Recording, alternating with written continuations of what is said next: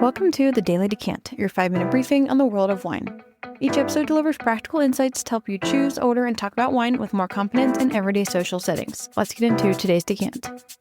It's a new week, and we are going somewhere that the show has never been before, into a wine category that's really underrated, undeserved, and misunderstood by most casual wine drinkers. And that is, in the opinion of many serious wine professionals, one of the most exciting and age-worthy categories in the entire world. This is Port and Fortified Wines Week. And I want to start today with the most basic question. What is a fortified wine, and why does the category exist at all? So fortified wine is wine to which grape spirit, typically a neutral or lightly flavored brandy distilled from wine, has been added. The addition of spirit serves two primary purposes. First, it raises the alcohol content of the finished wine significantly above what fermentation alone could achieve, typically from a table wine range of 10 to 14% up to 15 to 22% depending on the style. Second, depending on when the spirit is added during the winemaking process, it either stops fermentation by killing yeast, leaving residual sugar on the wine, or it's added after fermentation is complete, producing a dry fortified wine. The timing distinction is one of the most important variables in the fortified wine world, and it explains the enormous stylistic range within the category. The history of fortification is primarily a history of logistics. Before modern refrigeration and before the development of reliably stable wine production techniques, wine was extremely vulnerable to spoilage during long sea voyages and overland transport.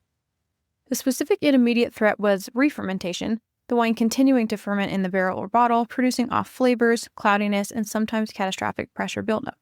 The discovery that adding grape spirit to wine raised its alcohol content above the threshold at which yeast and bacteria could survive meant the wines could be shipped across oceans and stored for extended periods without spoiling. This was not an aesthetic choice. It was a practical solution to a commercial problem driven by the enormous trade in wine between Southern European producers and Northern European customers, particularly the British, who developed an enormous appetite for the wines of Portugal, Spain, and the island of Madeira. What nobody planned and what makes this category so fascinating is that the fortification process and the specific techniques developed around it in each producing region produced wines of extraordinary complexity that no other winemaking method could replicate. The Solera system used in sherry, in which old wine is progressively blended with newer wine through a series of barrels, creates a product of remarkable consistency and depth that continues to improve in complexity with each passing year. The long barrel aging of tawny port under gentle oxidation transforms the wine over decades into something with flavors of dried fruits, nuts, caramel, and spice that no young wine possesses.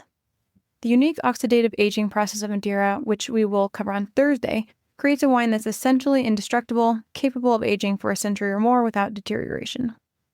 That category's current position in the wine world is curious.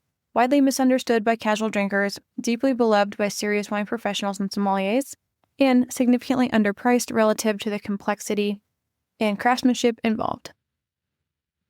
Most consumers encounter sherry only as a cooking ingredient, port as only a Christmas or holiday drink, and Madeira hardly at all. This week is an attempt to correct that, because the wines we are going to cover, from the bone-dry saline Fino sherry at the Jerez coast to the 50-year tawny port aging in the lodges of Villa Nova de Gaia, to the 19th century Madeira that remains alive and compelling long after everyone who made it has died, are genuinely among the most interesting wines produced anywhere on Earth. So here's a map for the week. Tuesday, we're going to go to Port, the great fortified wine of the Douro Valley in Portugal. Wednesday, sherry, the most complex and misunderstood fortified wine in the world.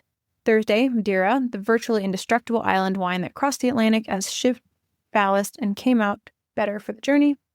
Friday, the forgotten fortifieds, vermouth, marsala, and the broader category beyond the big three.